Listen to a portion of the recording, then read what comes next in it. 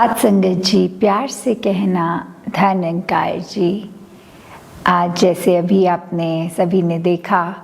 कि किस तरह समागम का भी जो ये थीम स्थिरता और ये जो लोगो भी कि कैसे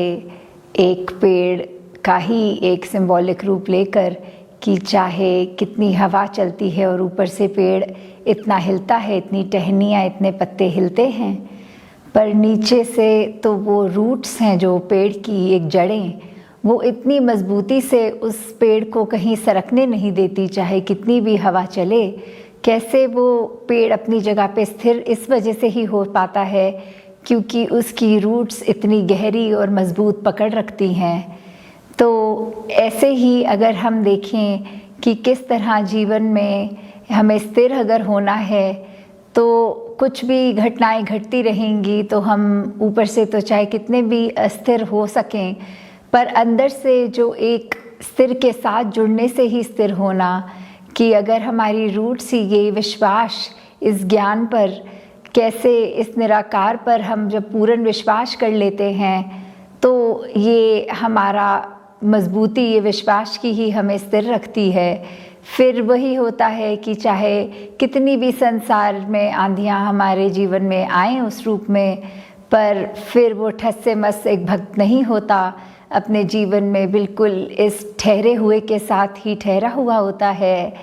जैसे उदाहरण में कि अगर कोई पानी का भी लें, जहाँ एक ठहराव तो वो हो गया कि ये पानी एक जगह पे ठहर गया है और वो गंदगी का काम कर रहा है, फिर उस पर मच्छर भी पनप रहे हैं, और कैसे फिर वो एक कोशिश रहती है कि पानी को ठहरने ना दें। और दूसरा ठहराव अगर पानी का देखें कि अगर मिट्टी वाला पानी है और उसको कहीं रख दिया जाता है तो उसकी मिट्टी नीचे को सेटल हो जाती है और ऊपर एकदम वो ट्रांसपेरेंट क्लियर वाटर फिर बन जाता है। तो कैसे फिर अगर हम ठहराव की, अपने मन की अगर बात करें यहाँ, तो हमें किस तरह का ठहराव लाना है कि ऐसा कि इतनी सारे जो सोच विचार मन में चल रहे हैं उनका ये स्विमिरन द्वारा इस निरंकार से ध्यान जोड़कर जब मन में शांति आती है तो फिर वो ऐसा ही ठहराव हो जाता है कि चाहे डिस्टर्बिंग थॉट्स होते हैं वो एकदम काम डाउन होकर हमारे मन में वो मिट्टी की तरह नीचे सेटल हो जाते हैं, और फिर हम एक स्वच्छ मन से, एक साफ सुथरे, एक प्योर फीलिंग से ही आगे बढ़ते हैं, और ना कि हम उस पानी की तरह हो जाते हैं जो अपने आप में इतना गंदा कि सेटल ही नहीं हो पाता, और अगर सरफेस पे लगता भी है तो उस पे सिर्फ कीड़े और मच्छर ही पनपते हैं। तो वो किस तरह की स्थिरता हमें चाहिए वो हम खुद ही सोच लें और निर्णय कर लें कि इस निरंकार प्रभु परमात्मा, इस साथ संगत, इस ईश्वर से जुड़ेंगे तो सच्चे रूप में स्थिरता आएगी। और जैसे ये भी आज संगत में लगातार ही हमें सुनने को मिला, किस तरह एक ज्ञान के बाद जो एक विवेक का रोल होता है, कैसे हमारी ये चेतनता हमारे साथ होती है कि ज्ञान लेने के बाद हमारी रिस्पॉन्सिबिलिटी इतनी बढ़ जाती है कि हर कदम हमारा फिर निरंकार से जुड़ के ही हो, क्योंकि जिस वक्त इस निरंकार को हमने भुला दिया तो वहाँ हमसे ये पूरा का पूरा ब्रह्म ज्ञान उस पलों के लिए हमसे छिन भी गया और फिर एक गलती होनी स्वभाव में हो जाती है। तो दातार सभी पे कृपा करे कि आने वाले समागम पे जहाँ फोकस करते हुए सभी ने एक उस भाव से कि फिज़िकली तो समागम न ही रहा इस साल, पर कैसे घरों में बैठे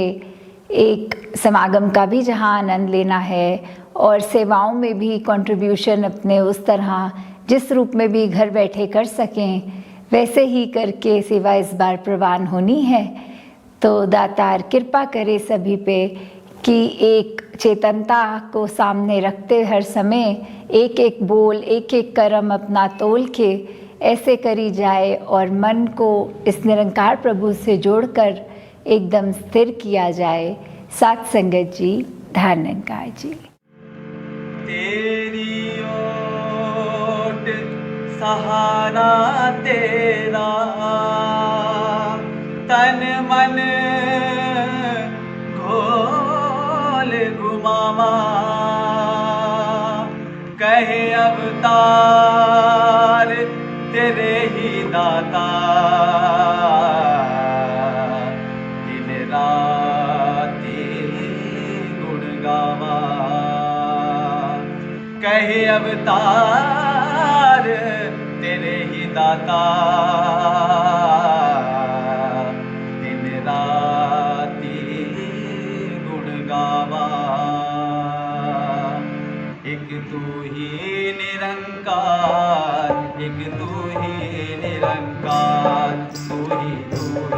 निरंकार, एक तू ही निरंकार। मैं हाँ सदा बुलनहार, मैं हाँ सदा बुलनहार, तू है दाता बख्शनहार, तू है दाता बख्शनहार। मेरे अवगुण नाचीतार, मेरे अवगुण नाचीतार, एक तू ही निरंकार, एक तू ही निरंकार, तू ही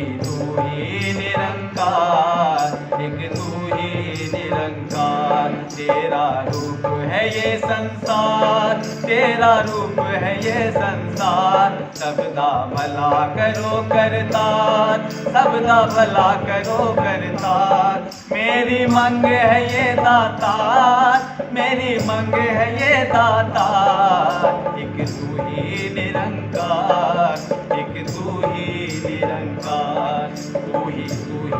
निरंकार, एक तू ही निरंकार। मेरा डोले ना एतबार, मेरा डोले ना एतबार, बख्शो श्रद्धा भक्ति प्यार, बख्शो श्रद्धा भक्ति प्यार। करा मैं संता दा सत्कार, करा मैं संता दा सत्कार, एक तू ही निरंकार, एक तू ही निरंकार, तू ही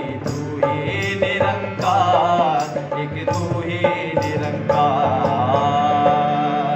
बोलिए सतगुरु माता सुदीक्षा सविंदर हरदेव जी महाराज की जय। निरंकारी राजमाता गुरु वचन अवतार की जय। प्यार से कहिए धन निरंकार जी।